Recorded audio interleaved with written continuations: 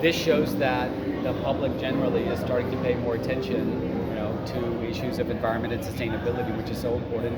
It's so important that you're focused on plastics and climate and forest and biodiversity, the whole range of issues, because it's not just a climate crisis, right? It's also a biodiversity crisis and an ecological crisis, a pollution crisis. So I think it's extremely important to think about sustainability in that very broad sense. We tend to think primarily now about climate and energy.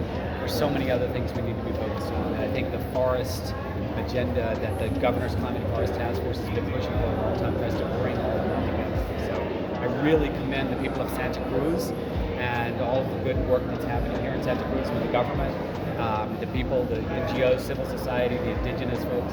Thank you so much for all the hard work you guys are doing. Incredibly important, especially for the youth too, as people are growing up. They're kind of seeing things happening to their world. They don't really know how to put that in a framework and to understand it. And I think we're seeing the youth movement generally being a big driver of a lot of the politics and forward momentum on these issues. So I hope that this is getting out to the young people in Santa Cruz and into the schools so you can educate people about the problems.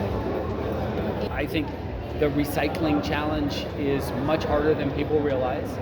And so only 10% of the plastics in the world are actually recycled, even though the plastics industry would claim that a lot more is actually recycled. With paper, we do a better job. And I think the more we can focus on that circular economy, where recycling becomes an integral part of our economy and our industrial system, is incredibly important. So good for you for using recycled material. Don't lose hope. Keep finding a way to push this forward, right? It's a long challenge, big, long, transition that we have before us. But if we work together, we can make it happen.